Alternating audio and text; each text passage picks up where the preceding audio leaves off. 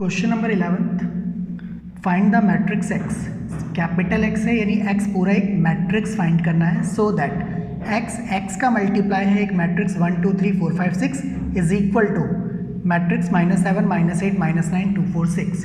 अब ये जो एक्स मैट्रिक्स फाइंड करना है, कुछ स्टूडेंट सोचते हैं कि इस एक्स का इसके अंदर मल्टीप्लाई कर दे 1x 2x 3x 4x 5x 6x और इसे आपस में इक्वेट करें। This is the wrong. अब यहाँ पे ये स्मॉल एक्स नहीं है बल्कि कैपिटल एक्स है। कैपिटल एक्स का मतलब इस एक्स की कोई वैल्यू फाइंड नहीं होगी बल्कि ये एक्स पूरा का पूरा एक मैट्रिक्स फाइंड होगा। तो सबसे पहले नोट करने वाली बात ये है कि ये जो एक्स मैट्रिक्स है इस मैट्रिक्स का ऑर्डर क्या होगा। कुछ स्टूडेंट्स ये समझते हैं कि ये जो मैट्रिक्स है ये ऑर्डर क्या है 2 रो 3 कॉलम, ये वाला मैट्रिक्स भी ऑर्डर क्या है 2 रो 3 कॉलम। तो इस एक्स मैट्रिक्स का भी ऑर्डर 2 रो 3 कॉलम होना चाहिए, बट ऐसा नहीं है। हमें सबसे पहले ये आइडेंटिफाई करना पड़ेगा कि इस मैट्रिक्स का ऑर्डर होगा क्या 2 रो 2 कॉलम 2 रो 3 कॉलम 3 रो 2 कॉलम 3 रो 3 कॉलम। तो सबसे पहले हम ये फाइंड करेंगे what is the order of the matrix x. Video pause करके आप क्वेश्चन को नोट करेंगे। इसमें जैसे कि हम देख सकते हैं x इक्वल टू एक्स, ये मैट्रिक्स सपोज मैंने a लिया और इज इक्वल टू में इसे मैंने b लिया।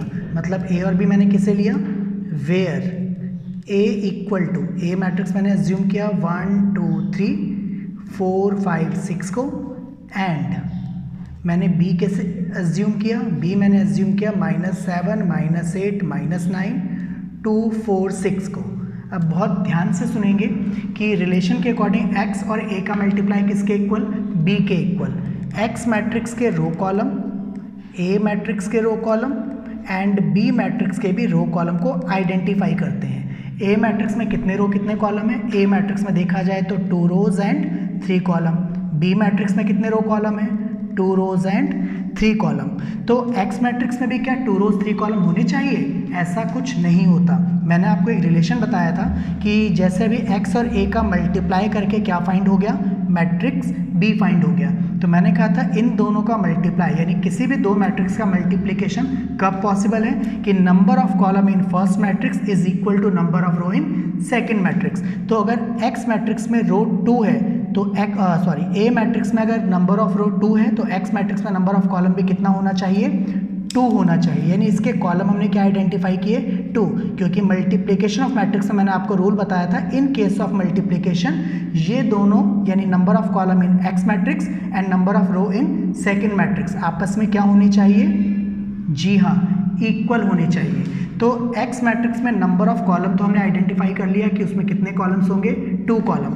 अब बात करते हैं कि इसमें रो कितने होने चाहिए। तो हमारा जो मल्टीप्लाई करके ऑर्डर आइडेंटिफाई होता है तो वो क्या होता है, x मैट्रिक्स के रो एंड a मैट्रिक्स के कॉलम हमारे मैच होते हैं, यानी इसके रो एंड इस मैट्रिक्स के कॉलम, वही हमारा आंसर वेरीफाई होता है। यानी आंसर जो b मैट्रिक्स आया आफ्टर मल्टीप्लिकेशन उसमें कॉलम कितने होने चाहिए 3, वो तो है, एंड रो कितने हैं 2। तो इट मीन्स यहाँ भी कितने रो होनी चाहिए 2 रोज होनी चाहिए, क्योंकि अगर x मैट्रिक्स में 2 रो 2 कॉलम है तो मल्टीप्लिकेशन पॉसिबल है और ऑर्डर क्या मैच होगा 2 रो एंड 3 कॉलम, जैसा कि यहाँ पे हमें समझ आ रहा है। तो ये बात तो क्लियर हो गई कि x मैट्रिक्स में कितने रो और कितने कॉलम, x मैट्रिक्स में 2 रो एंड 2 कॉलम होने चाहिए। इस वजह से हम क्या करेंगे, हम लेट करेंगे matrix x is equal to in order 2 row 2 column. 2 row 2 column का मीनिंग है A B C D, आप कोई भी 4 अल्फ़ाबेट्स ले सकते हैं। A B C D मैंने एज्यूम किया। इनकेस अगर मेरा ऑर्डर मैच होता 3 रो 2 कॉलम तो 3 रोज का मतलब A B C D E F, एक रोज एक्स्ट्रा लेते हैं, यानी अल्फ़ाबेटिकल हम और एक्स्ट्रा ले सकते थे अगर हमारा ऑर्डर कुछ और मैच होता तो। बट अभी हमारे पास x मैट्रिक्स का ऑर्डर क्या फाइंड होगा 2 रोज एंड 2 कॉलम। अब x मैट्रिक्स की वैल्यू अगर हम इस रिलेशन में पुट करें, x मैट्रिक्स की value A B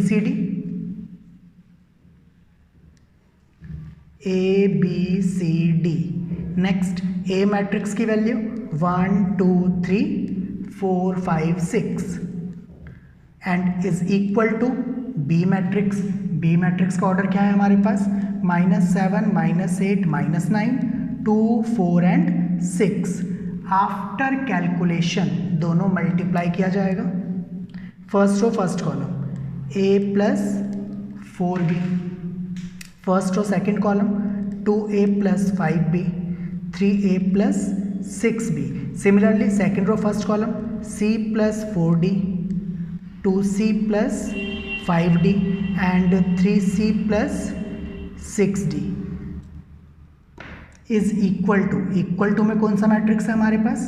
equal to में हमारे पास मैट्रिक्स है -7 -8 -9 2 4 एंड 6। अब क्या करेंगे हम? इन दोनों मैट्रिक्स को आपस में इक्वेट किया जाएगा। ये आपका मैट्रिक्स है, जैसे आप ये क्लोज करेंगे, दोनों मैट्रिक्स को आपस में इक्वेट, यानी जो हम कॉरस्पॉन्डिंग एलिमेंट्स को इक्वेट करते हैं, इक्वालिटीज ऑफ मैट्रिक्स को अप्लाई करेंगे।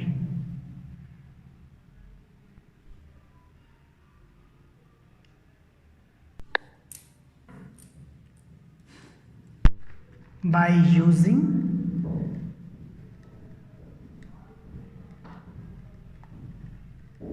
equalities of matrices।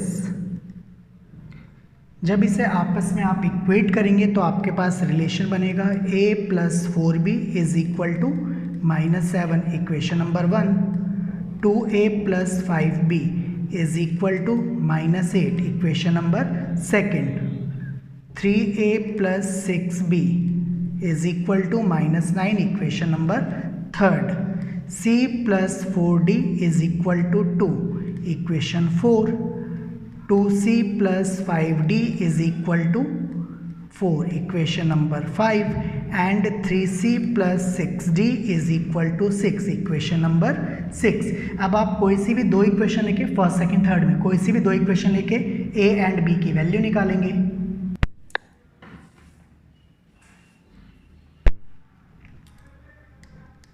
On solving equation 1 and 2 आप सॉल्व करके देखें तो उससे हमें क्या मिलेगा? a की वैल्यू 1 एंड b की वैल्यू -2। तो ये तो मैंने फर्स्ट और सेकंड को सॉल्व करके निकाला। अब अगर a b की वैल्यू अगर आप थर्ड में पुट करें तो क्या वेरीफाई होगा? चेक कर लेते हैं। 3a की वैल्यू 1, 6b की वैल्यू -2। Calculation is 3 - 12 is -9। आपका आंसर वेरीफाई हो रहा है, यानी a और b की वैल्यू करेक्ट है। सिमिलरली अब हम सॉल्व करेंगे from equation on solving equation third and fourth को सॉल्व करके देखते हैं c एंड d की वैल्यू क्या आएगी। वी गेट, सॉल्व करते हैं। आफ्टर सॉल्यूशन मैंने देखा c की वैल्यू आ गई 2 एंड d की वैल्यू आ गई 0 फ्रॉम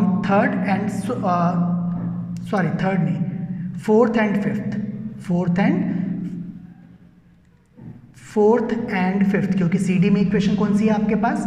4 एंड 5। तो इससे सी डी की वैल्यू हमने कैलकुलेट कर दी 2 एंड 0। क्या ये वैल्यू 6 को वेरीफाई करेगा? चेक करते हैं। 3c की वैल्यू 2 + 6d की value 0 is equal to 6 verify हो रहा है। इसका मतलब हमारी a b c d की वैल्यू करेक्ट है। तो फाइनली क्वेश्चन में ये तो कहा नहीं गया था find the value of a b c and d, तो हमें फाइंड क्या करना था? Matrix x। Hence matrix x equal to x हमने क्या एज्यूम किया था? x हमने एज्यूम किया था a b c d। Value put कर देते हैं इसमें। a की वैल्यू 1, b की वैल्यू -2, c की वैल्यू 2 एंड d की value 0। Matrix x finally find